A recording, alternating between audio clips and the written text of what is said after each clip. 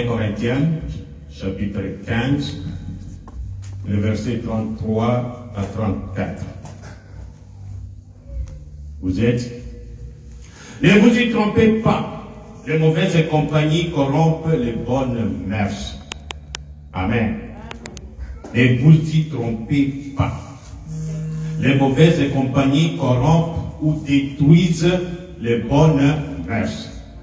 Revenez à vous-même comme il est convenable et ne péchez point. Car quelques-uns ne connaissent pas Dieu. Je le dis à votre honte. Amen. 2 Corinthiens, chapitre 6, de 13 à 18. 2 Corinthiens 6, 13 à 18. Rendez-nous l'appareil. Je vous parle comme à mes enfants, élargissez-vous aussi. Ne vous mettez pas avec les infidèles sous un joug étranger. Car, quel rapport y a-t-il entre la justice et l'iniquité? Ou qu'y a-t-il de commun entre la lumière et les ténèbres? Quel accord y a-t-il entre Christ et Bélial? Ou quelle part a les fidèles avec l'infidèle? Quel rapport y a-t-il entre les temples de Dieu et les idoles? Car nous sommes les temples du Dieu vivant, comme Dieu l'a dit. J'habiterai et je marcherai au milieu d'eux. Je serai leur Dieu et ils seront mon peuple. C'est pourquoi sortez d'eux, du milieu d'eux, et séparez-vous, dit le Seigneur. Ne touchez pas à ce qui est impur, et je vous accueillerai. Je serai pour vous un père, et vous serez pour moi des fils et des filles, dit le Seigneur Tout-Puissant. Nous terminons par Deutéronome, chapitre 7. Deutéronome, c'est 2 lois, c'est 2 lois. Vous choisissez le bon, vous choisissez le mal. Amen. Chapitre 7. Vous voyez dire tous les versets, tous les chapitres. 2. Lorsqu'il te les aura livrés, c'est-à-dire lorsque l'Éternel les aura livrés, les ennemis, à livrer par nous, et que tu les auras vaincus, tu les extermineras totalement pour les vouer à l'Éternel. Tu ne concluras pas d'alliance avec eux, et tu n'auras pour eux aucune pitié. Tu n'iras pas avec eux par des mariages. Tu ne donneras pas tes filles à leurs fils, et tu ne prendras pas leurs filles pour tes fils. Car ils détourneraient de moi tes enfants, qui iraient rendre un culte à d'autres dieux.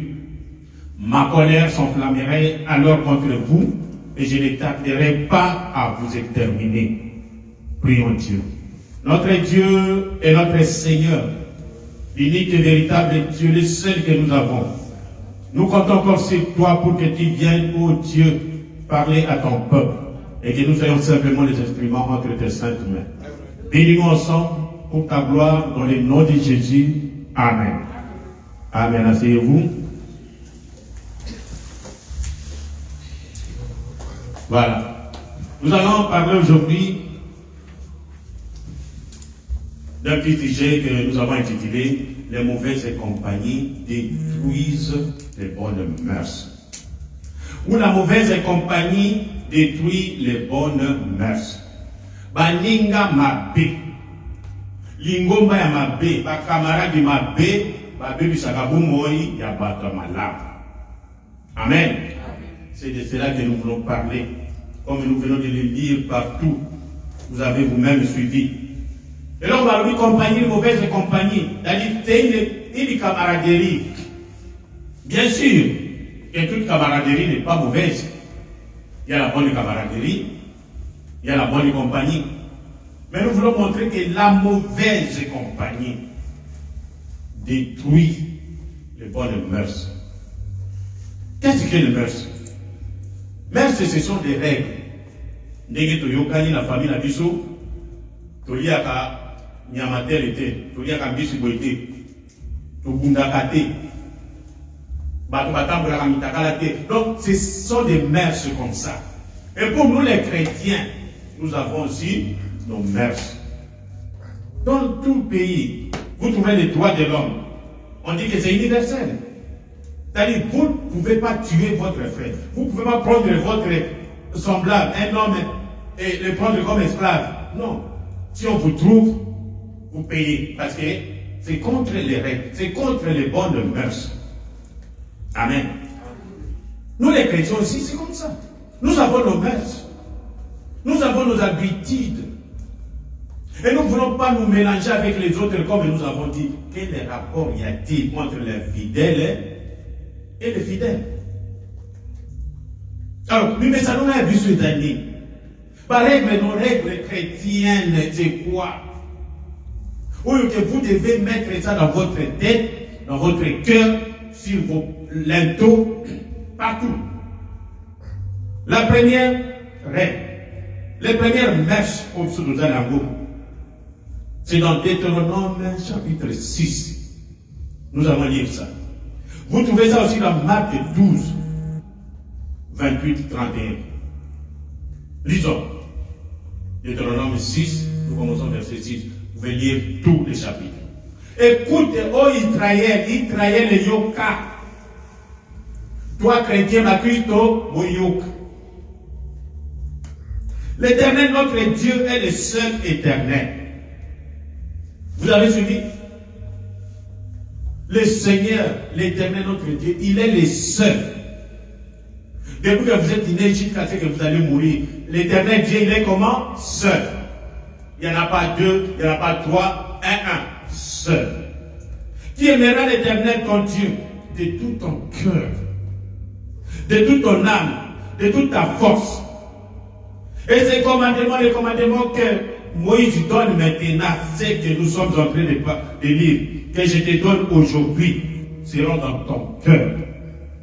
Tu les inculqueras à tes enfants. Inculquer, hein? Ce n'est pas, c'est-à-dire faire entrer ça de force. Et tu en parleras quand il sera dans la maison. Vous réunissez les enfants à la maison et vous commencez à en parler. L'Éternel, notre Dieu, est l'unique seul. Il s'appelle Jéhovah. Pas d'autre. Quand tu iras en voyage, quand tu te coucheras et quand tu te lèveras, tu les lieras comme un signe sur tes mains.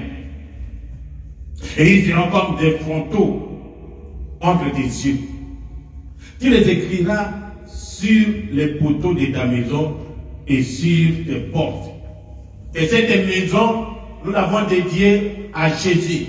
Dans cette maison, on ne boit ni l'alcool et on ne fume pas. Donc, des choses comme ça qui montrent que nos mœurs, c'est d'abord reconnaître que nous n'avons qu'un seul Dieu. Et nous devons l'aimer de tout notre cœur, de toute notre force. Quand vous allez dans Marc, c'est la même réponse. Jésus s'est référé à ça. Il y a un pharisien ou un scribe, je sais qui lui a posé la question. Il dit, dites-nous, quel est le premier des commandements? Le premier des commandements. Jésus a dit, oh, il y en a deux. Le premier des commandements, c'est qui est. Il a repris ce que nous avons dit. Oh Israël, écoute. C'est ça. Il dit, oh Israël, écoute, l'Éternel notre Dieu est le seul éternel. Tu aimeras l'Éternel de tout ton cœur, de toute ton âme. Et après il a dit, le deuxième commandement, c'est que tu aimeras ton prochain comme toi-même. C'est tout. Donc pour nous les chrétiens, c'est ça. Aimer Dieu. Ça, ce sont nos mères. Une maison à sur moi. Ça, c'est notre beau corps, c'est ça. Amen. Alors, nous pouvons ajouter encore d'autres, nos règlements de vie, nos mœurs. Donc, vous trouvez ça dans des chroniques 20. Il y avait un roi là-bas qu'on appelle Josaphat. Le peuple était réuni. Josaphat est venu comme au code. Alors, il a coupé sa discours. Comment nous allons marcher avec Didi? Le lendemain, ils se mirent en marche de grand matin pour le désert de Tekoa. Pendant que les enfants d'Israël, vous connaissez, et ils marchaient toujours ensemble. À leur départ, Josaphat se présenta et dit, écoutez-moi, Juda et habitants de Jérusalem. Confiez-vous en l'Éternel. Ça, c'est la première des choses. Confiez-vous en l'éternel. Vous me payez totalement. Et vous serez affermis dans vos affaires, affermis dans votre vie, vous êtes affermis partout. Confiez-vous en ces prophètes et vous les serez.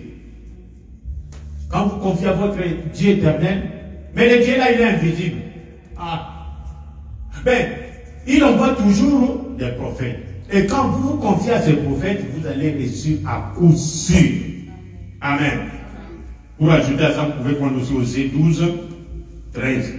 Il est dit, par un prophète, l'Éternel fit monter Israël hors d'Égypte.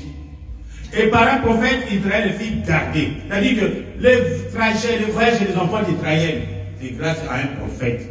Et lui, le prophète, ce n'est qu'un porte-parole de l'Éternel. Vous comprenez? Ça, ce sont nos mœurs. Et nous devons marcher comme ça. Et s'il faut nous associer, nous devons nous associer à des gens comme nous, qui ont le même Dieu que nous, qui ont le même prophète que nous, qui ont le même règlement de vie que nous. Amen. La mauvaise compagnie, son but, c'est de détruire ses mœurs. Quand vous commencez à vous mélanger avec d'autres qui viennent et disent, oh non, moi aussi, nous sommes chrétiens, nous sommes tous pareils. Dieu n'a jamais pardonné Israël pour ses péchés. Jamais. Balaam, un faux prophète, il est venu. Non, nous sommes tous des enfants. Non. Nous ne sommes pas pareils. Nous avons nos mères à nous. Nous avons notre Dieu. Nous avons notre prophète. Nous savons comment nous prions. Amen. Et les autres, quand ils viennent, ou bien quand nous quittons nos mères, quand nous quittons notre territoire, les gens là avec qui nous allons nous associer veulent simplement nous tuer. Il n'y a pas d'autre solution pour eux. Quand vous prenez l'exemple de l'histoire d'un jeune prophète et de vieux prophète, c'est dans 1 roi 13. Il y avait un jeune prophète. Israël après la mort de Salomon, c'était séparé, ou c'était scindé en deux. L'enfant de Salomon qui s'appelle Roboam, il a pris Shida, et je ne sais pas si c'est, il y a Benjamin, je crois, deux tribus, Bakabouane. Et Jéroboam, qui était le fils d'un serviteur de Salomon, il a pris 10 tribus, qu'on appelle Israël. Vous commencez donc, à partir de là où il y avait Israël d'un côté, et le royaume d'Israël, et le royaume de Juda. Et alors, celui qui est parti, Jéroboam qui est parti avec les 10 tribus, mais le temple était resté du côté de Juda. Parce que le pouvoir qu'il avait ici, il n'en avait pas le droit. Parce qu'en Israël, le pouvoir s'est donné du père au fils. C'est seulement le roi qui avait commis l'erreur. Au lieu, il était jeune, il monte au trône. Au lieu d'écouter les conseils de vieux sages, il est allé écouter les conseils des jeunes. Les jeunes lui ont dit non, il ne faut pas suivre ces vieux. Ces vieux n'ont plus d'inspiration. Ils nous ont induit en erreur. Voilà, c'est la bonne inspiration, c'est nous. Et Roboam est allé, il a rejeté les conseils, l'inspiration, il a rejeté la doctrine fondamentale des anciens. Il a voulu marcher avec la doctrine des jeunes, la révélation d'aujourd'hui. Quand il a essayé de voir comme ça, les royaumes s'est divisé en deux poids. Il a perdu toute une grande partie. Et ils sont restés comme ça. Et c'est lui qui est parti avec les 10 parties, les jeunes. Non. Il a commencé à faire des histoires. Au lieu de rester roi, il va même commencer à brûler le parfum. Parce que pour brûler le parfum, pour brûler l'offrande, il faut que vous soyez sacrificateur. Lévite. Que chacun garde sa place. Amen. Nous avons beaucoup de problèmes aujourd'hui. Vous êtes des chanteurs pour vous mettre devant, pour que le peuple de Dieu marche, traverse les déserts, traverse le Jourdain. Vous laissez votre place de chanteur, vous revenez, moi je suis aussi lévite, je suis pasteur. Qu'est-ce que vous cherchez? Si vous êtes chanteur, vous n'allez pas monter au ciel. Si vous êtes lévite, vous n'allez pas monter au ciel. Même je voudrais même être un paillasson. Vous passez par même. Vous voyez que je suis déjà au ciel. Amen. C'est ça mes frères. Et les jeunes, Dieu a suscité un jeune prophète. Il dit, va là-bas. à Bethel, chez Ephraïm, va dire à ce roi ce qu'il est en train de faire, c'est mauvais. Et voici les règlements que je te donne. Voici la parole de Dieu. Quand tu arrives, tu ne bois rien, tu ne manges rien. Et quand tu vas passer, tu ne vas pas retourner par les chemins par lesquels tu es passé. Oui. Un prophète marche avec les ainsi dit le Seigneur. Le jeune, il était jeune, il est parti. Il a trouvé exactement le roi Jéroboam en train de brûler le parfum. Alors il a donné son message. Au lieu de blâmer le roi directement comme ça, non. Il commence à prophétiser sur l'autel. Toi, autel, sache qu'un jour viendra, tu vas brûler les gens qui sont en train de brûler l'offrande sur toi. Les autres, tu vas consumer tous ces gens. Et le roi se retourne comme ça, il trouve que non. Le jeune prophète, il est en train de parler plutôt de moi. Il parle contre, c'est moi qui est en train de parler. Il dit, il est roi à Zanabakar, il dit, arrêtez-moi ce métier. Quand il a mis seulement les bras comme ça, les bras, le bon copé est kaouki. Et tu vas regarder. Au lieu de tout ça, moi je suis sur le bon copé, il n'y en avait pas.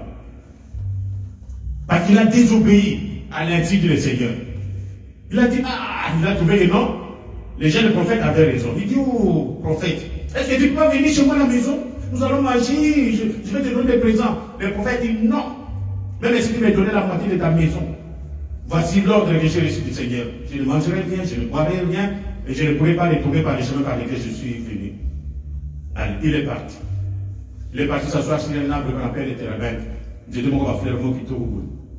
Et il y avait un vieux prophète dans le pays avec elle. Les enfants sont allés vite. Ils ont dit à leur papa, on a trouvé un jeune prophète là-bas, il a prophétisé, voilà le roi, le bras, et fait comme ça, sèche. Alors on ne sait pas. Le vieux prophète, il est venu. Où est-il? Il a trouvé sous l'arbre. Il dit, c'est toi le jeune prophète qui est venu de Juda? Oui, c'est moi. Vous pouvez lire ça, vous allez voir. Il dit, oh, viens, on va aller se reposer à la maison, on va manger, et puis tu vas répondre chez nous. Il dit, non.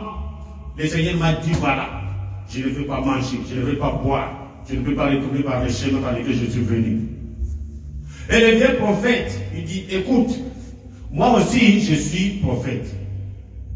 Vous voyez maintenant? Il cherchait quoi? Une compagnie. Compagnie, c'était simplement Motumoko et Obosi, à table, il a 100% mais moi, dans ma même, mais aujourd'hui, moi, confiance. Il a créé cette camaraderie, cette amitié. Quand les jeunes prophètes ont écouté que lui aussi est prophète, il a dit, je suis prophète comme toi. Et Dieu a envoyé un ange chez moi disant que non, il faut que tu viennes manger à la maison.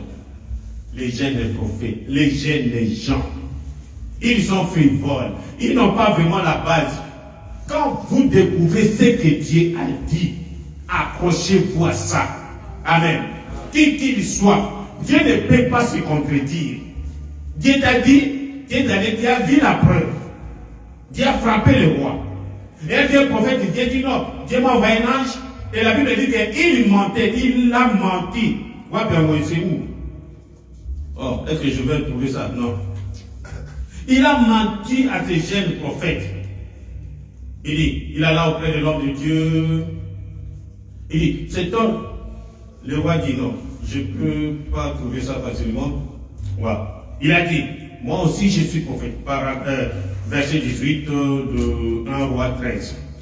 Et il lui dit, moi aussi je suis prophète comme toi. Et un ange m'a parlé de la part de l'Éternel et m'a dit, ramène-les avec toi dans ta maison et qu'il mange du pain et boive de l'eau. Il lui mentait, à cosiller. Et le jeune prophète, il a abandonné les insignes du Seigneur. Il a abandonné la base du message. Il a suivi le vieux. Le vieux lui a donné à manger, il a mangé, il a bu. Quand il a fini, il dit, bon, tu peux partir en paix. Il prend son âne à Matiboué. Azonga, il a rencontré les lions sur le chemin. Les lions l'ont tué. Et les lions a déposé. Il y a déjà bien un lion qui tue quelqu'un, les gibiers ou quelqu'un. Avant, les lions s'assit comme ça, en train de regarder les cadavres. Les chevaux aussi assis comme ça, en train de regarder les cadavres. Et les passants qui passaient par eux, ils disent, ça c'est quelle scène? Les lions tuer quelqu'un. Et en train de regarder. Et la nouvelle s'est répandue. Et le vieux prophète a dit que oui, le jeune prophète, il est mort. Il a suivi pour récupérer son cadavre.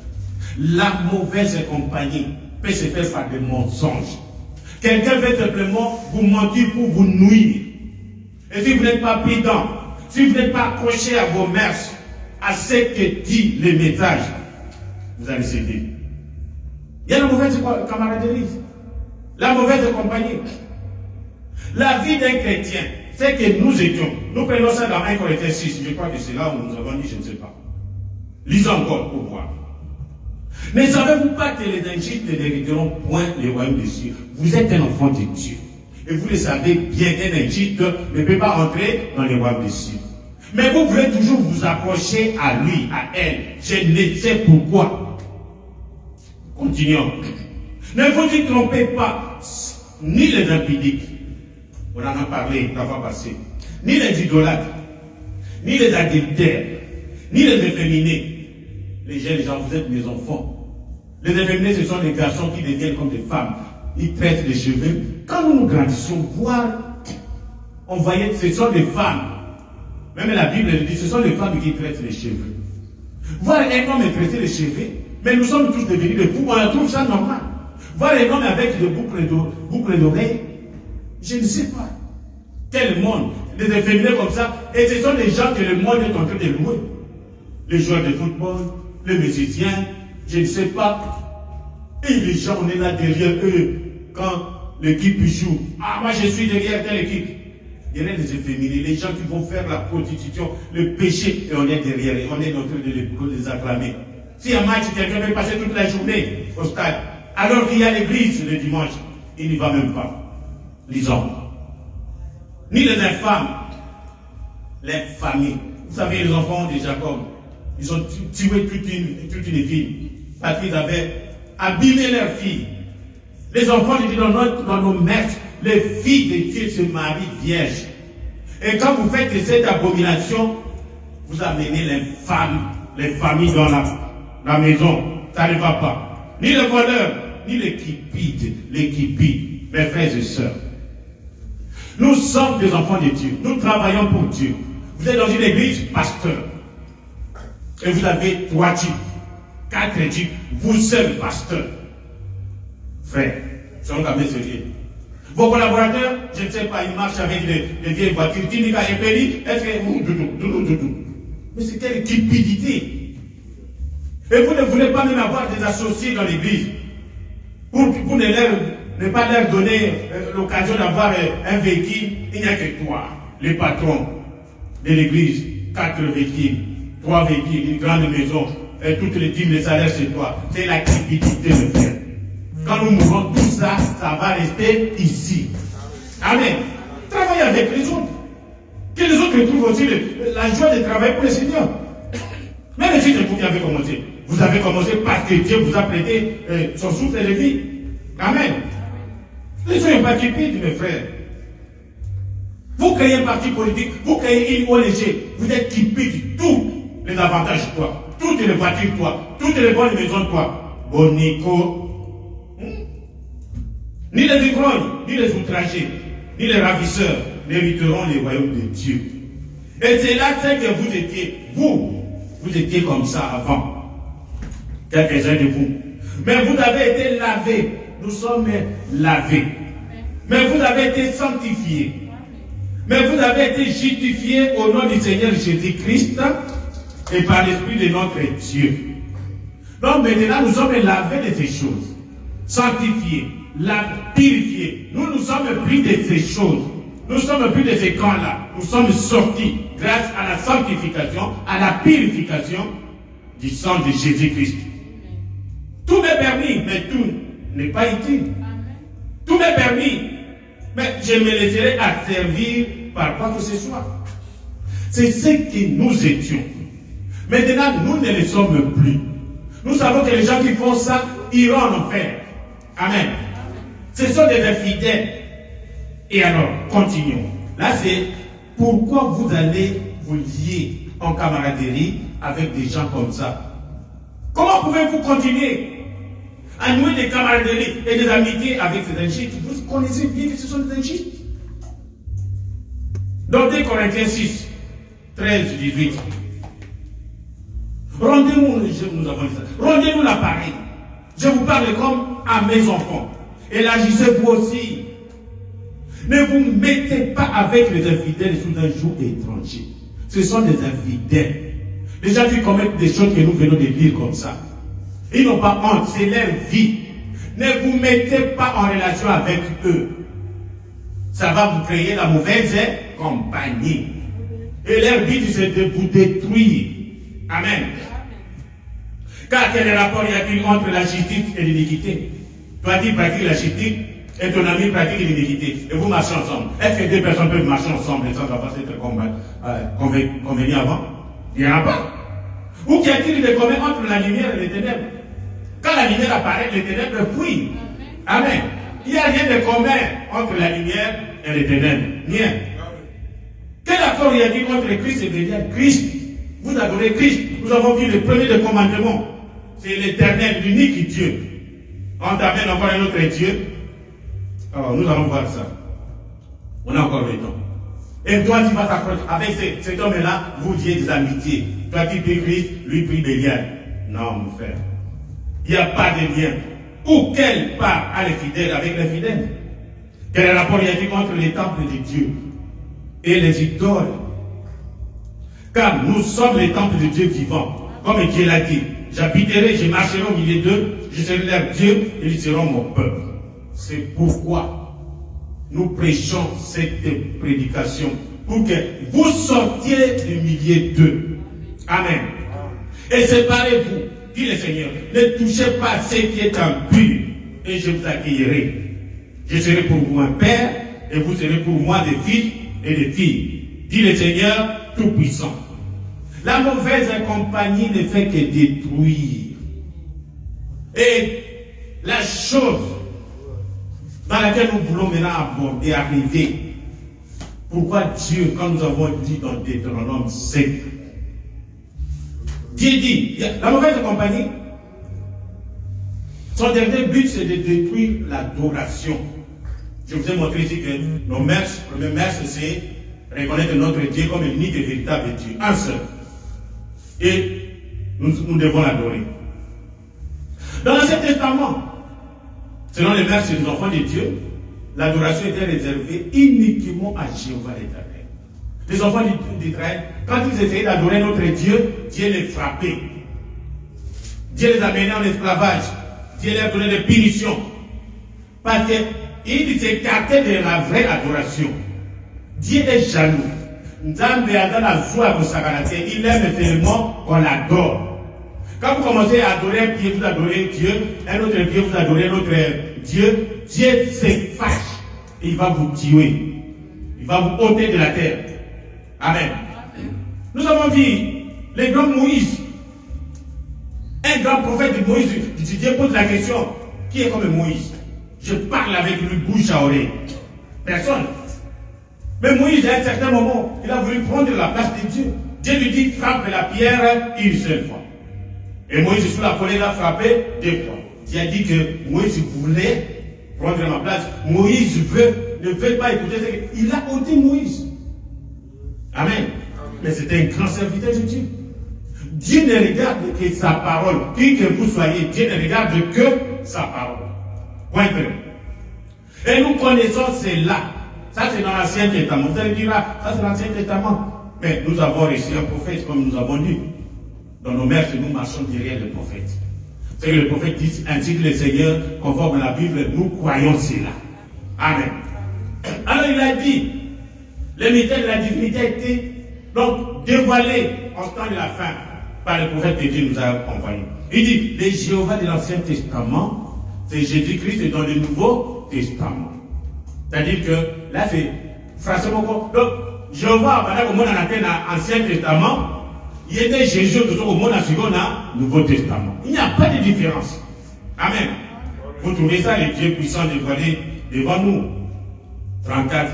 Il dit, la Bible dit, personne n'a jamais vu Dieu. Mais le Fils unique du Père l'a fait connaître. Ainsi, Moïse l'a vu poiler sous la forme d'un homme. Moïse a demandé, Seigneur, tu me parles, j'écoute. Je vois la colonne de feu, mais toi-même, tu es où? Il dit, bon, je vais te cacher quelque part, je vais passer. Et quand Moïse a regardé, il a vu le dos d'un homme. Donc Dieu a la forme d'un homme. Amen. Et nous découvrons que le Jéhovah de l'Ancien Testament était simplement Jésus-Christ du Nouveau Testament. Là, il n'y a pas de doute. Amen. Quand vous allez dans Romains 14, 11, car il est écrit, Jésus vivant, dit le Seigneur, tout genou fléchira devant moi, et toute langue donnera gloire à Dieu. Ainsi, chacun de nous rendra compte à Dieu pour lui-même. Philippiens 2, 9. C'est pourquoi aussi, Dieu l'a souverainement élevé. Qui? Jésus. Dieu a souverainement élevé Jésus. Et lui a donné le nom qui est au-dessus de tout nom. Afin qu'au nom de Jésus, tout genou fléchisse dans les cieux. Donc au ciel, s'il y a Dieu le Père là-bas au ciel, Dieu le Saint-Esprit au ciel, tous fléchissent les genoux devant qui? Jésus. C'est simplement dire qu'au ciel, le seul Dieu que nous avons, c'est Jésus. Amen. Tout genou fléchissent sur terre au nom de Jésus. Quand on dit Jésus, tout genou fléchissent. Normalement. Amen. Sous la terre, quand on dit Jésus, tout genou fléchissent. Pourquoi? Parce qu'il est Dieu. L'objet de notre adoration. Amen. Et que toute langue confesse que Jésus-Christ est Seigneur, à la gloire de Dieu le Père. Français, on vous a pété. C'est-à-dire, Jésus-Christ est Seigneur. Ndege moko, nzambe tata. Donc, nzambe tata est allié. Amen. Continuons. C'est pourquoi Dieu a dit, Dieu voudra que son peuple l'adore. Il ne veut pas que les enfants de Dieu s'éloignent de la vraie adoration de Dieu. Dieu a donné les règlements. Dans Deutéronome, je vais les relire. Deutéronome 7, 4.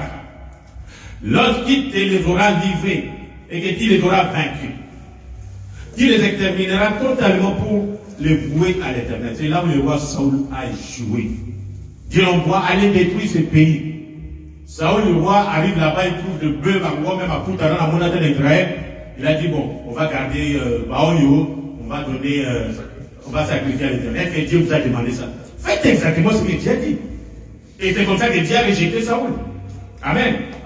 Dieu dit, voué à l'échec. Même si c'est un bébé, n'ayez pas pitié. Ce bébé-là, c'est un petit démon. Un Philistin, il va grandir, il va vous créer des problèmes.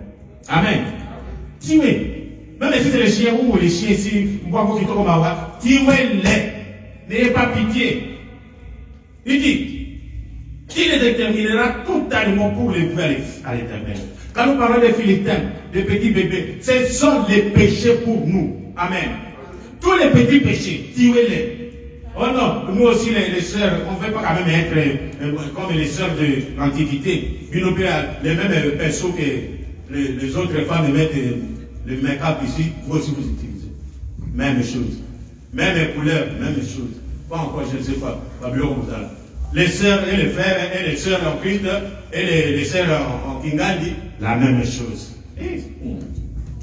Tu ne concluras pas d'alliance avec eux et tu n'auras pour eux aucune pitié.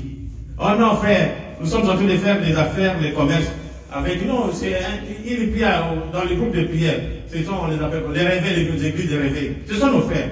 Allez-y. Et après, on va voir dans les conseils de diacres. Qu'est-ce qu'il y a à faire?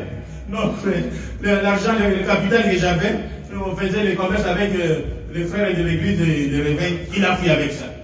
Avant d'aller conclure l'alliance, il ne savait pas que lui n'est pas de notre communauté, de notre chrétienté, il n'est pas de notre.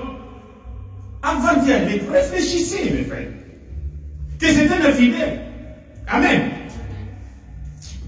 Il dit, tu ne t'uniras pas avec eux par des mariages. C'est ça le point. Donc, pourquoi Dieu? Pourquoi Moïse? Tu ne donneras pas tes filles à leurs fils et tu ne prendras pas leurs filles pour tes fils. Ça s'appelle le mariage mixte. Amen. Pourquoi? Car ils détourneraient de moi tes enfants, qui iraient rendre un culte à d'autres dieux. Ma colère s'enflammerait alors contre vous, et je ne tarderai pas à vous exterminer. Voilà pourquoi Dieu interdit les mariages mixtes. Vous êtes du message. Vous allez prendre une fille catholique. Vous allez vous marier. Vous avez le but du diable en faisant cela, c'est pour tuer le feu qui est en vous. Amen. Et quand vous aurez des enfants, les enfants ne vont pas servir Dieu. Parce que la maman ira toujours à l'église catholique. Il y a des fois, on a vu des familles, les papas prennent des enfants, ils vont dans leur église. Maman a eu 3 enfants, ils vont dans leur église. Ça, c'est quelle maison? Et l'autre là-bas écoute les enseignements, je ne sais pas, il y en a ni à Maman Maria. Allez, vous ici, vous écoutez les enseignements de Tata Kimbangu, et vous les venez ensemble dans la maison. C'est quelle maison? C'est quelle compagnie? Voilà pourquoi Dieu interdit le mariage mixte. Mariage mixte, c'est-à-dire un croyant qui se marie à un non-croyant. Vos enfants ne vont pas servir Dieu, c'est la parole de Dieu. Amen. C'est ça. Et c'est Ève qui a commencé cette histoire. Ça s'appelle aussi, comment on appelle ça en français? L'hybridation. L'hybridation, c'est un mélange. Vous mélangez des choses que Dieu n'a pas créées. Ève, on lui donne le mari, il est dans le mariage avec Adam. Il y avait un homme là-bas à côté, les serpents. Les serpents n'étaient pas comme vous le voyez ici. Les serpents étaient debout. La Bible dit que les serpents étaient l'animal le plus risé de tous les animaux. Plus risé du colbaquet. À l'état qui va sort dans ma gueule. Il était comme un homme. Branham, quelque part, rappelle même qu'il était un homme. Et c'est comme ça que Ève est allée croiser la sémence. Il a fait l'hybridation. Et c'est comme ça qu'ils ont eu l'enfant qu'on appelle Caïn. Et après, Dieu est venu, Dieu les a punis. Après, c'est par mot punition. D'après la punition, le serpent a perdu tous ses membres. Il a dit que tu vas commencer maintenant à marcher sur ton ventre. Et c'est comme ça que nous voyons les serpents. Les serpents, vous voyez, ils vous regardent seulement avec les yeux comme ça. Il était très intelligent. Très intelligent. La preuve est que ces enfants, ces enfants ici de Caïn, très intelligents. Amen. Ève, ils ont eu un enfant avec les serpents. Cet enfant, ça s'appelle Caïn. Est-ce que Caïn adore Dieu? Non, non. Dieu lui pose même la question, où est-ce qu'il a tué ton frère? Dieu lui pose la question, où est ton frère Abel? Suis-je gardien? Qui est un gardien de mon ami? Un arrogant comme ça, qui répond à Dieu comme ça. Il y a combien plus fort de l'adoration? Voilà pourquoi Dieu interdit l'hybridation, le mariage mixte. Mes frères et sœurs, écoutez-moi bien, nous sommes serviteurs de Dieu. Si vous êtes déjà dans cette situation, cela ne vous concerne pas. Amen. Vous n'êtes pas là. Nous parlons des gens pour qu'ils prennent maintenant des précautions. Amen. Nous n'allons pas défaire ce qui existe. Non. Ça, ce n'est pas la parole de Dieu. Vous comprenez? Amen. Et alors, c'est Ève qui a fait ça, vous trouvez ça dans, je crois que le péché par représentation, quelque chose comme ça, c'est 34. Maintenant, parlant de l'hybridation, vous savez, Ève était la mère de l'hybridation. Elle a hybridé la race humaine, vous savez, après avoir fait cette vilaine chose. C'est ça. Mais quand elle a réussi cette aventure avec le serpent, qui n'était pas un serpent, un reptile, la Bible dit qu'il était le plus rusé de tous les animaux des champs. La science cherche donc à trouver les ossements d'une créature entre les singes et l'homme. Donc entre les singes et l'homme, c'est le serpent à la debout, un grand gaillard. L'homme, il dit que c'est de là qu'est venue la race noire. Quand il ne trouve pas quelque chose, oh, la race noire est venue là. Oh, il y a vu ça, c'est vous-même les blancs, vous faites vos recherches. Et comme il y en a, la race noire est venue de là. Non, nous ne sommes pas des singes. Amen. Nous sommes créés au même titre que les blancs. D'abord, je ne sais pas comment expliquer ça. Dieu dit avec Ève et Adam. Et les serpents qui étaient à côté. Quand il a fini ses aventures, Dieu l'a détruit, il marche maintenant sur eux. Alors, il n'y a que Adam et Ève qui sont restés. Et quand ils se sont multipliés, c'est comme ça que la couleur du sol est là où nous avons été. C'est comme ça que nous sommes. La Bible dit que oh, ne fais pas cas de mon teint noir. C'est le soleil qui m'a brûlé. Amen. Nous étions tous égaux, le soleil nous a brûlé, nous sommes devenus noirs. Ceux qui sont venus ici dans le froid, ici avec la neige, ils ont gardé leur teinture blanche. Bah, on va dire que nous avons jaune. Bah, comment on dit jaune? C'est la couleur de la peau, c'est Dieu qui a fait comme ça. Et Dieu fait ça. Amen. Donc, Akab, le roi d'Israël, a fait cette chose dans Élie et l'offrande, paragraphe 28. Et Akab avait épousé une pécheresse, Jézabel, qui était une idolâtre. Voilà pourquoi nous ne voulons pas de mélange dans les mariages. Vous allez tomber sur une idolâtre. Idolâtre, c'est-à-dire c'est quelqu'un qui adore d'autres dieux, en dehors de notre Dieu, en dehors de notre Seigneur Jésus. Et vous allez vous lier avec une personne comme ça dans le mariage. Vos enfants seront écartés de l'adoration de Dieu. Dieu va se fâcher. Ils vont détruire nos mœurs, nos bonnes mœurs. Et un mariage mixte, comme cela, n'est jamais florissant. Ça, c'est le prophète. Il ne peut pas l'être. Soit que la femme se rangera du côté de l'homme, soit que l'homme est du côté de la femme. Et souvent, c'est l'homme qui s'arrange du côté de la femme. Amen. Parce que la femme, elle sait comment séduire. Vous vous souvenez encore de notre grand Samson. Il a vendu son droit d'aînesse à cause de la femme. Amen. Oh, eh bien, la religion, l'homme va dire, la femme dit, allons dans notre église. Oh, moi, j'aime notre pasteur là-bas, allons là-bas. Bon, l'homme qui était notre frère affermi va dire, bon, eh bien, la religion, ça ne me dit rien, hein, bon. Je suis un roi. Et depuis longtemps, ils avaient renversé les autels de Dieu. Ils ont renversé les autels de Dieu, érigé les autels de Baal. Et la vraie religion avait été tellement dénigrée et que les ministres, sous la grande contrainte, avaient cédé. Il n'y avait plus la bonne doctrine. On est prêché que, oh non, maintenant il faut adorer, je ne sais pas, Moïse. C'est Moïse notre Dieu. Ils prennent toujours quelqu'un que Dieu a utilisé. Le diable, il est malin. Au temps de Daniel, vous vous souvenez encore, le roi prit la statue de Daniel. Daniel était prophète. Même le roi avait reconnu cela. Il a pris la statue de Daniel, il a mis ça là-bas, boum. Il dit que comme c'était un homme saint, tout le monde va l'adorer. Et c'est effectivement, il a appelé toute la masse venir, tout le pays est venu, il dit, voilà, le roi veut que tout le monde adore. Nous avons une nouvelle adoration maintenant. Quand on va siffler, les trompettes vont sonner, que tout le monde fléchisse et adore Daniel. Daniel est un prophète de Dieu. Il a mis la statue là-bas. Et quand on a sifflé, les trompettes ont sonné, tout le monde. Il y avait que Shadrach, Meshach et Abednego qui se sont dit, ça c'est notre frère. Ça c'est le prophète de Dieu. Pourquoi nous devons adorer un prophète de Dieu? Et quand les rois s'est levé, dit, vous ne voulez pas adorer. Et vous savez ce qui est arrivé à ces gens. Et vous connaissez la délivrance que Dieu leur a accordée. Amen. Et la Bible dit que ça se répéterait au temps de la fin. Les gens vont adorer les prophètes de Dieu. Amen. Et nous le voyons. Continuons.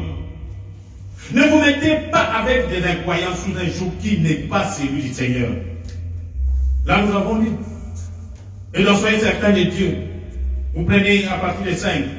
Je vais lire pour avoir le contexte. Vous voyez Akab régner pour Israël à l'époque. Ou sur Israël. Il fut le plus méchant de tous les rois d'Israël. Aucun roi n'avait été aussi méchant qu'Akab. Il avait pourtant été enseigné, comme vous êtes enseigné maintenant. Et savait ce qu'il devait faire. Mais il continuait néanmoins à déplaire à Dieu dans toutes ses actions. Bien qu'il y ait une grande armée et que le peuple fût devenu très prospère sous son règne. Il y a certaines choses que vous faites, mais vous voyez que vous êtes prospère. Mais vous êtes en dehors de la parole de Dieu.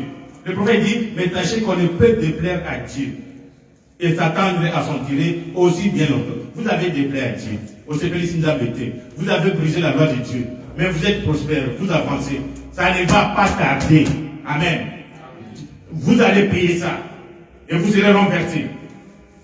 6. Et puis, lors de son mariage, au lieu d'épouser quelqu'un parmi son peuple, au lieu d'épouser quelqu'un parmi sa religion, il alla épouser une pécheresse, une idolâtre qui adorait les idoles. Il épousa Jézabel et elle n'était pas une croyante. C'est et jamais un croyant ne devrait épouser un incroyant. En aucun cas. Amen. Vous connaissez nous qui avons une longue vie dans ce message. En aucun cas. Et il y a chose en aucun cas. En aucun cas. On devrait toujours se marier entre croyants.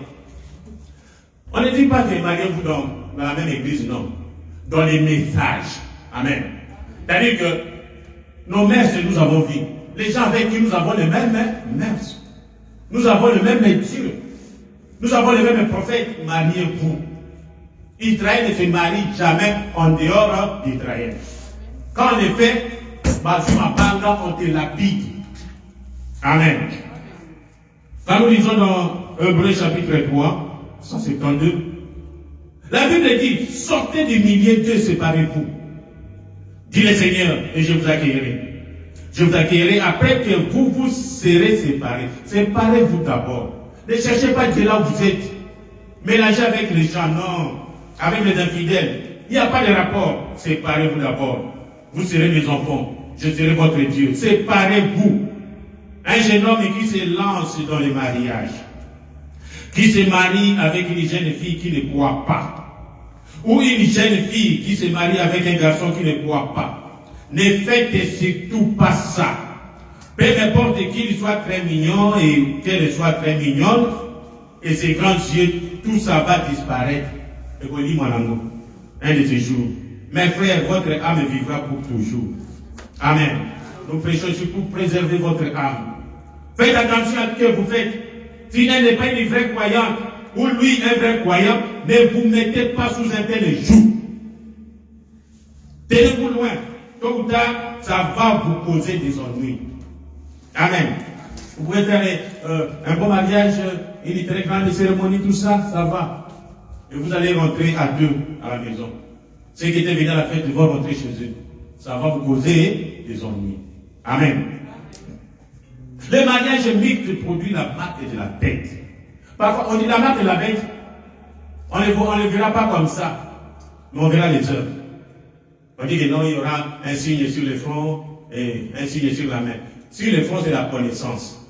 Vous connaissez bien que celui-là, c'est un infidèle. Vous connaissez bien que cette église, c'est une dénomination. Et les gens qui sont là-bas sont en train de souffrir quelque chose de dénomination. Et quelque chose de fabriqué de main d'homme. Ça, vous connaissez. Et vous allez agir quand même. Les signes dans la main droite, c'est quand vous agissez, l'acte, tout ça, dans le boko, il y a Moubaï. Vous connaissez, vous avez déjà les signes, ça c'est une dénomination. Vous y allez, votre main vous conduit pour accepter ça, prendre la femme dans cette dénomination. Vous avez commis déjà, vous êtes déjà marqué par la marque de la bête. Donc, quand vous, c'est que le prophète Daniel avait vu, la grande statue là, du roi Nebuchadnezzar, nous avons décrit que la tête Babylone, vous descendez, vous avez les Médo-Perses, les Grecs, et puis en bas c'était des Romains. Et qu'est-ce qu'il y a? Et il a dit le fer et l'argile. Le fer et l'argile formaient les orteils, les 10 orteils, les 10 royaumes. Et il dit qu'ils ne se mélangeraient pas. Il bêtait dans zéro et ça ne raté jamais. Amen. Vous pouvez mettre ça, vous bouchez ce mot comme ça. Mais c'est la montrer que ces royaumes, ces romanismes, les Romains vont se lier en mariage avec le protestantisme. Romain, l'église catholique et l'église protestante vont s'engager dans le mariage. Parce que l'église catholique prêche Dieu le Père, Dieu le Fils, Dieu le Saint-Esprit. L'église protestante prête Jésus, le Fils de Dieu. Amen. Mais ils devront se mettre, l'église catholique doit régner, ils doivent se mettre ensemble. Les protestants, ce sont tous les méthodistes, tous sont sortis, on les appelle les protestants. Et pour former les conseils écuméniques des églises, ils doivent se mettre ensemble. Mais comme l'autre, c'est le fer. Et les protestants, c'est l'argile. Ils ne peuvent pas se mélanger. Alors, le moyen pour se mélanger, c'est de se marier. Les enfants vont se marier et après, ils vont sortir de la vraie adoration pour entrer dans le romanisme. Vous me comprenez? Tu as dit que le fer et l'argile, ça dit point. Ceux-là ne seront pas non plus unis l'un l'autre. Mais ils vont mélanger ces semences. Autrement dit, ils s'uniront avec eux par des mariages. Nous sommes dans le début et la fin de la dispensation, paragraphe 155. En essayant de lever leurs enfants pour briser ça. Briser la loi de Dieu. Briser l'adoration de Dieu. Briser la puissance. Comme ça. C'est cela. Quand vous prenez Dieu, le Dieu de cet âge mauvais, c'est le diable qui prend l'arbre du bien et du mal et le place là. Conduisant sa belle église épouse vers les conseils cliniques pour un mariage. Soyez une bonne. Sa belle église scientifique ayant tous les diplômes qu'on le puisse obtenir. Les doctorats d'état de l'église de Christ, les doctorats d'état de l'église baptiste, presbytérienne, pentecôtiste et tout. Il les conduit tous avec leurs belles décorations, leurs grandes églises, et tous vers les conseils écuméniques. Nous sommes un. C'est ce que j'ai dit tantôt. Cela ne leur sera jamais pardonné. Les conseils écuméniques, nous ne serons pas là parce que nous ne sommes pas un. Nous avons nos maîtres, nous avons notre Dieu, nous avons notre prophète. Amen. Porter la marque d'une dénomination, c'est la marque de la paix. Nous avons déjà vu ici ce que c'est que de faire cela. Fouillez cela, les enfants. Fouillez cela, voyez-vous. Une très belle église pour les noces écuméniques. Pourtant sa marque, des shorts, des robes mondaines, sexy, maquillées, des bons et véritables disciples. Vous voyez que cette femme porte des pantalons. Et vous êtes des chrétiens. Et vous allez vous engager quand même à aimer cette femme pour la prendre au mariage. Quand elle va venir avec ses pantalons. Et vos enfants auront des difficultés. Vous allez essayer d'éduquer les enfants. Les femmes ne les mettent pas. Leur maman met les pantalons. C'est elle qui va acheter des habits pour les enfants. Elle va acheter des pantalons pour les filles. Amen. Vous voyez ce que vous avez fait. Vous voyez votre compagnie, votre mauvaise compagnie. Un mariage mixte, cela vous a mené. C'est une perfection religieuse, une perfection chez les hommes. Les hommes ne savent plus à quel sexe ils appartiennent. Aujourd'hui, vous regardez, est-ce que c'est un homme, c'est une femme? On ne sait pas. Les femmes non plus. Vous regardez, c'est une femme, non, c'est un homme. Elle se tiendra là en salopette d'homme ou en petit short bizarre. Des vêtements qui sont, ou plutôt, qui montrent chaque mouvement, mais en relief chaque détail de son corps. Les habits, mes filles, je vous dis, vous allez porter bien sûr des longues jupes. Mais serrées.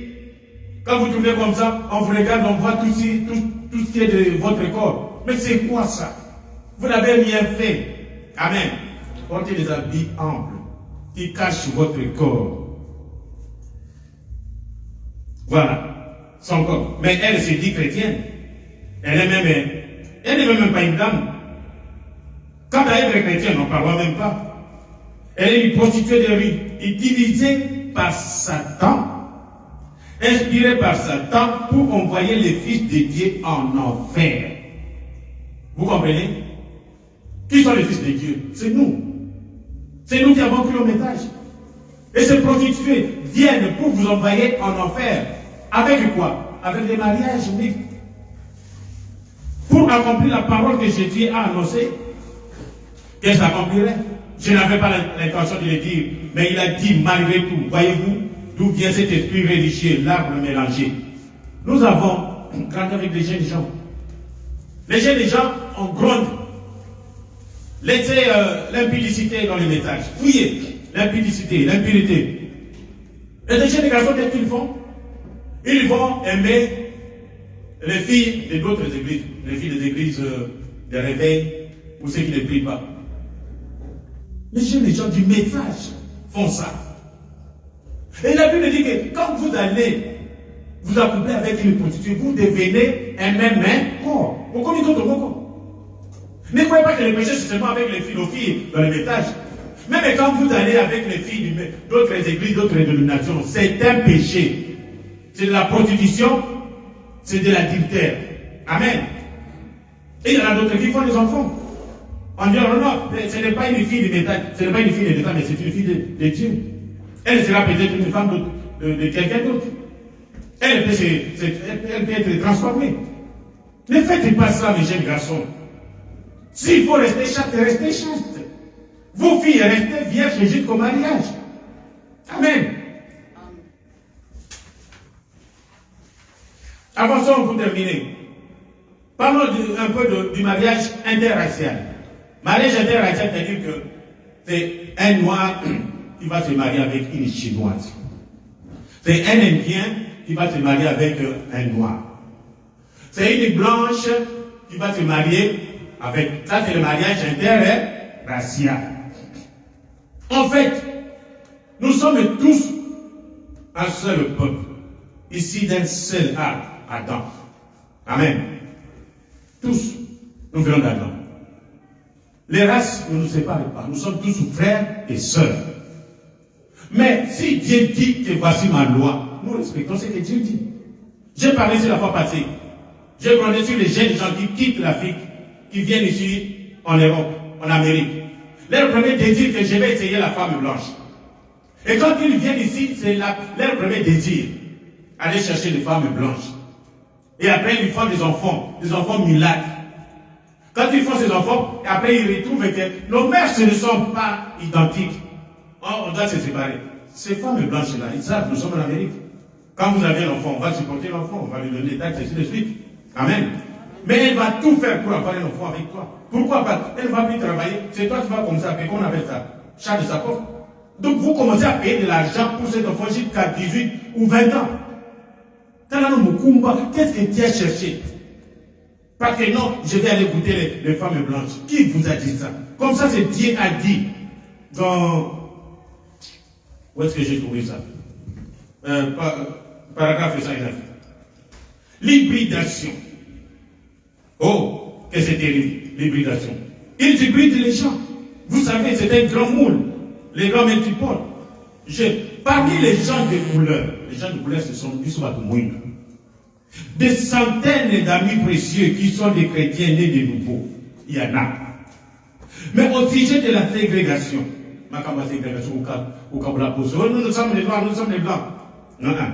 Ça, c'est pas dans nos mœurs. Nous, dans nos mœurs, nous aimons les blancs, les noirs, les rouges, les chinois. Nous sommes tous un. Amen. Dans l'amour de Christ. Voilà. Mais, Branham me pose la question. Nous sommes dans l'hybridation. Dites-moi, quelle brave femme de couleur qui est cultivée une bonne chrétienne voudrait que son bébé soit mulâtre? Ici, des hommes blancs, c'est-à-dire une femme noire, et puis ils vont faire un enfant mulâtre. C'est ce que Branham pose la question. Qui voudrait que son bébé soit mulâtre? Ici, des hommes blancs?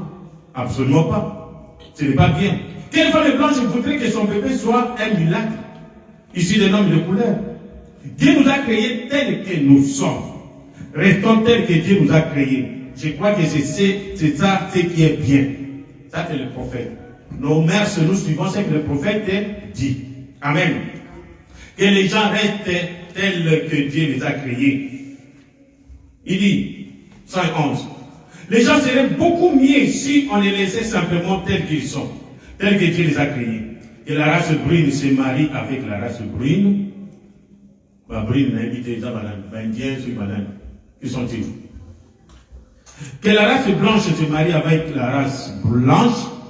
Que la race noire, c'est la race jaune. Et toutes les autres restent telles que Dieu les a créées. Amen. Mariez-vous entre vous. Vous êtes du noir, mariez-vous avec noir. Vous êtes du blanc, mariez-vous avec une blanche.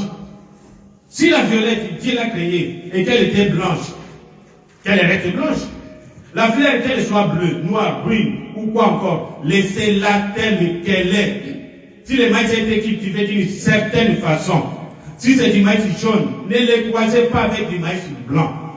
Si vous le faites, vous mélangez ça. Alors, il ne peut plus reproduire à son tour. Comme je l'ai dit, moi je suis pasteur. Un frère noir amène une sœur blanche. Pasteur, mariez-nous. Je vais les marier. Amen. Sans problème. Si vous êtes déjà marié, blanc, noir, blanc, jaune, je ne sais pas, restez tel que vous êtes. Ne brisez pas cela. Vous êtes déjà pardonné, vous êtes déjà enfant de Dieu. Mais plutôt ne recommencez pas parce que la Bible dit que c'est ce que nous étions. Amen. Mais maintenant, nous ne pouvons plus recommencer à ça. Enseignons à nos enfants à ne plus les faire. Amen. Voilà. Donc, pourquoi Dieu interdit tous ces mélanges?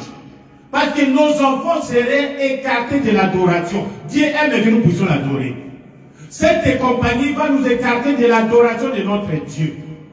C'est pourquoi Dieu interdit le mariage mixte. Amen.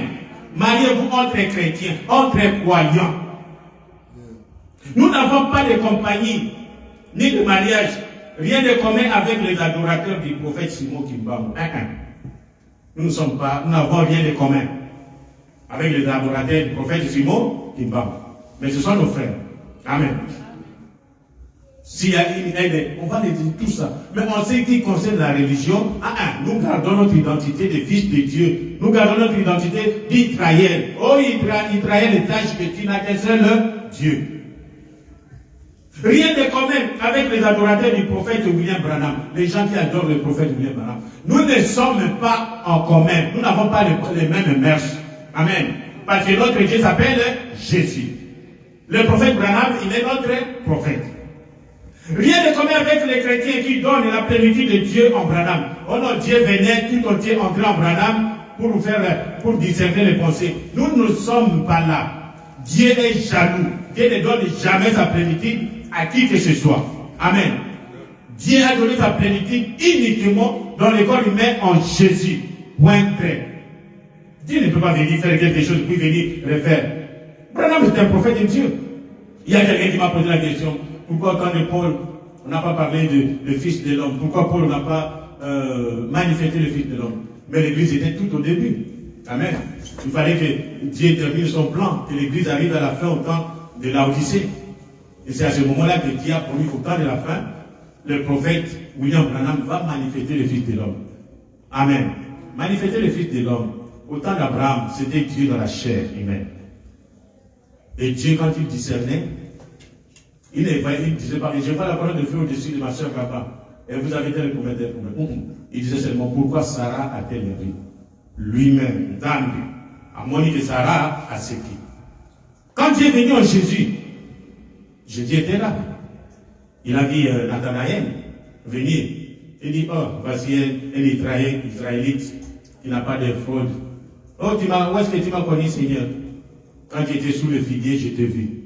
Jésus n'a pas dit que je vois la parole de feu au-dessus de toi. C'est-à-dire, tout Dieu était en lui. Mais au temps d'Abraham, parce que l'église est déjà parfaite, Dieu descend, la colonne de feu, Dieu descend. Mais comme Branham a les dons du prophète, il communique maintenant avec. Branham maintenant voit ces dieux que les autres ne voient pas. Il dit que je le vois sous la colonne de feu, il est sur cette sœur. Et puis la vision paraît. Branham voit la vision, il dit la sœur, tu as tel problème. Tu as tel problème. Ainsi dit le Seigneur, tu es guéri. Alors, il est là, il éteignait même les photos, parce que les flashs vont embrouiller. Il dit, ne prenez pas de photos, soyez tout calme. Il observait, il voit, pourquoi là-bas il voit la colonne de feu sur quelqu'un? Il dit, voilà, il voit la vision. C'est comme ça que le discernement se faisait. Dieu ne venait pas entrer en Branham, mais Dieu venait dans l'église et il communiquait avec les Branham qui voyaient Dieu pour discerner. Amen. Et les gens qui donnent la plénitude à Branham, nous n'avons rien de commun. Amen. Alors, pourquoi nous tenons à l'adoration? Pourquoi nous tenons à Jésus? Pourquoi personne, pas que le prophète Branham dit, il y a des gens qui essaient de comparer notre Seigneur à d'autres personnes, à d'autres créatures. Écoutez, Dieu nous a envoyé un seul prophète. Nous sommes derrière lui. C'est lui qui a dit ça. Pourquoi personne ne pourrait jamais atteindre le niveau que Jésus avait atteint? Jésus, en tant qu'humain, il avait un niveau très élevé. Personne n'a beau dans d'autres par les siècles ne pouvait atteindre ça. Amen. Il n'y avait que lui. Pourquoi? Parce que son corps était créé dans le sein de Marie. Dieu a créé les sangs et nos vies. Venu de Dieu. Ce corps de Jésus n'était pas venu de désirs sexuels, non. Il dit, on se pose la question. Est-ce parce que Dieu est le seul créateur et personne d'autre ne peut créer? Non, Dieu a permis que Moïse puisse créer. Quand nous lisons la Bible, nous voyons que Dieu, Moïse a créé des pistes, quoi ça? A créé des mouches, des grenouilles, des sauterelles. Mais ce n'est pas pour autant que Moïse était Dieu. Amen. C'est Dieu qui lui disait. C'est Moïse qui disait, ainsi dit le Seigneur que les grenouilles sortent. Et les grenouilles sortent. Voilà. Est-ce que Dieu a même créé les écureuils par la bouche de Branham? Il y en a qui ont pris ça. Non, Branham a créé. Oui. Jésus a dit, si vous ne doutez pas, et vous dites à cette montagne, ôte-toi de là, jette-toi de là. Il dit, pas moi Jésus, mais vous. Branham était là. Il est allé à la chaîne de l'écureuil. Il voulait rentrer fatigué. Dieu venait. C'est Dieu qui l'a poussé. Il dit, tu es fatigué, tu veux quoi? Moi, je fais des écureuils. Combien? Toi? Qu'ils soient où là-bas? Branham attend comme ça. L'écureuil va venir. Toi! Les écureuils étaient déjà créés. Dieu avait déjà créé des écureuils. Amen. Il a tiré l'écureuil comme. L'autre bout venir, il s'attardait. Branham est fatigué. Il dit, tu parles, tu as demandé des écureuils, c'est là. Et l'autre sort. temps. Oui, à troisième, où même Branham voulait partir, dit, oh, mais Dieu demandait des éclairés. C'est-à-dire, c'est Dieu qui poussait Branham à prononcer la parole et la chose arrive. Amen. Alors, pourquoi frère Branham, Jésus, il n'était pas, personne ne peut être comme Jésus. Il dit, il était Dieu. Dieu incarné, rendu manifeste ici sur terre. L'incarnation, c'est diabolique. La Bible dit qu'il est réservé à l'homme de mourir une seule fois et vient le jugement. Il y a d'autres religions qui disent que non, si quelqu'un meurt, il peut encore revenir, renaître et prendre un autre corps. Jamais. Il n'y a pas de réincarnation, il n'y a pas d'incarnation. Mais c'est diabolique. Chez nous les chrétiens, nous n'avons pas ce mœurs. Amen. Mais le seul qui a été incarné comme Dieu, c'est Jésus. C'est-à-dire, Dieu invisible, comme nous avons dit. Le Jéhovah de l'Ancien Testament qu'on ne voyait pas, il est entré en Jésus. Il s'est incarné en Jésus. Point très unique. De l'autre côté, le diable, c'est Judas Iscariote. Le diable s'est incarné en Judas Iscariote. Et pour l'instant, dans notre génération, si Dieu permet, on verra. Le diable viendra s'incarner encore dans la bête. Ça, on verra. Mais en ce qui concerne la chrétienté, le seul dans lequel Dieu s'est incarné, c'est seulement en Jésus. Il était Dieu, Dieu incarné, rendu manifeste, ici sur terre, dans la chair, pour nous donner ce que Dieu était. Dieu était dans son Fils, réconciliant le monde avec lui-même. Ni l'homme n'atteindra jamais ce niveau-là, ni l'homme ne sera Dieu incarné sur cette terre, ni homme. Amen. Il est l'unique Fils engendré de Dieu. Oh, on lui habitait corporellement la plénitude de la divinité. Il n'y a qu'en lui, il n'y a qu'en Jésus. Branham ne peut pas avoir la plénitude de la divinité. Jamais. Amen. Tout ce que Dieu était en Christ. Mais vous avez l'esprit avec mesure. Ça, vous trouvez ça dans les voies intérieures, paragraphe 8. Et alors, pour terminer, nous allons parler du corps de Jésus. Il y a le même Branham qui nous a amené la révélation de Jésus. Il dit que le corps là, quand je lis rapidement pour terminer, l'unité avec Dieu, paragraphe 80. Eh bien, les gens toujours crient cela. Et moi-même, je m'étais mis en tête, il y a quelques années, que l'immaculé, c'est-à-dire le miracle de la conception. Amen. C'est-à-dire un enfant qui naît sans père, ni sans la conception sexuelle. Amen. L'immaculée conception était que Dieu l'avait couverte de son ombre et avait mis là-dedans une cellule du sang. Pour vous expliquer. C'est-à-dire, la femme a l'ovule, l'homme a la sémence. Alors, pour qu'il y ait l'enfant, il faut que l'homme dépose sa sémence dans l'ovule de la femme. À ce moment-là, l'homme se forme. Amen. Mais pour Jésus, c'est Dieu qui a amené le sang, et c'est même Dieu qui a amené l'ovule. Il n'a pas pris l'ovule de Marie. Vous comprenez? S'il prenait l'ovule de Marie, Jésus ne serait pas Dieu. Le corps de Jésus ne serait pas Dieu. Le corps de Jésus est Dieu. Pourquoi? Parce que c'est Dieu qui a amené le sang, c'est Dieu qui a amené l'ovule. À Sakisabo et Moko, il a placé seulement ça dans le ventre de Marie. Vous comprenez? C'est un peu ça. Et le même Branham, il dit quelque part, il dit, eh bien, dans les Christ identifiés dans tous les âges, 36. Eh bien, remarquez donc, Dieu, Jésus a dit ceux à qui la parole venait était appelée de Dieu. C'était des prophètes. Donc la parole de Dieu vient, quelqu'un qui prononce la parole de Dieu, c'est le prophète. Or, l'homme lui-même n'était pas Dieu. L'homme qui prononce la parole n'est pas Dieu. Pas plus que le corps de Jésus-Christ n'était Dieu. Même un autre à Jésus, quand vous prenez le corps de Jésus, mettez ça à part. Sans la plénitude, ce n'est pas Dieu. Vous comprenez? Alors Dieu, quand vous prenez ce Dieu-là, vous mettez ça dans le corps de Jésus, il devient Dieu. Les prophètes étaient des dieux en miniature, avec les portions. Il y avait des dieux Jésus qui avait toute la plénitude de Dieu. Amen. Vous lisez ça dans Hébreux 1 et vous trouvez ça. Voilà. La mauvaise compagnie, nous avons vu, mes frères et sœurs, mes enfants. Les années s'écoulent. La venue du Seigneur est proche. La mauvaise compagnie détruit la bonne adoration par le mariage mixte, par le mariage que Dieu ne vous a pas autorisé. Mariez-vous entre croyants. Mariez-vous entre chrétiens. Mariez-vous dans votre race. Amen. Mariez-vous avec quelqu'un, vous allez avoir des enfants et vous avez élevé ces enfants pour adorer Dieu.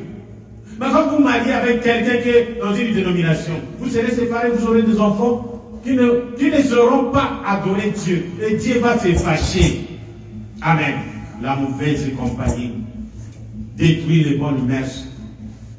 Ne vous associez pas avec les gens avec qui vous n'avez pas la même vision. Vous êtes des chrétiens. Toujours avec des païens. Toujours avec... Quand vous regardez même les églises, les gens qui disent « Oh, nous prions, nous sommes des chrétiens ». Les cantiques que nous regardons parce qu'on sait que Jésus là-dedans. Mais regardez ces gens qui chantent, ces femmes qui chantent, avec les make-up partout, avec les vernis à ongles, des ongles partout. Mais qu'est-ce qu'il y a de Dieu là-dedans? Amen. Ne suivez pas ça, mes frères. Les temps sont durs. Nous devons y être durs. Parce que le péché abonde. À tel point que nous avons vu la fois parce que le monde entier titube. Les étoiles n'arrivent même pas à briller. Le péché. Alors ne vous mettez pas sur les jougs étrangers. Il n'y a pas de relation entre l'infidèle et le fidèle. Il n'y a pas de relation entre Christ et Bélial. Il n'y a rien de commun. Les gens qui adorent Kimbab, les gens qui adorent Branham, il n'y a rien de commun entre nous. Nous adorons le Seigneur Jésus. Amen. Et nous suivons les messages que Dieu nous envoie jusqu'à la fin par le prophète William Branham. Que Dieu vous bénisse, levons-nous. Nous allons terminer pour sortir. Amen. Jésus-Christ, il est la plénitude de toutes choses. Toute la plénitude de Dieu, toute la plénitude des anges, toute la plénitude des temps, toute la plénitude de l'éternité, tout habitait en Jésus. C'est lui notre Dieu et c'est lui que nous adorons. Dieu, c'est l'objet d'adoration. Amen. Que personne ne vienne nous arracher l'adoration en Jésus. L'unique espoir que nous avons, c'est adorer Jésus, notre Dieu. Amen. Que Dieu vous bénisse.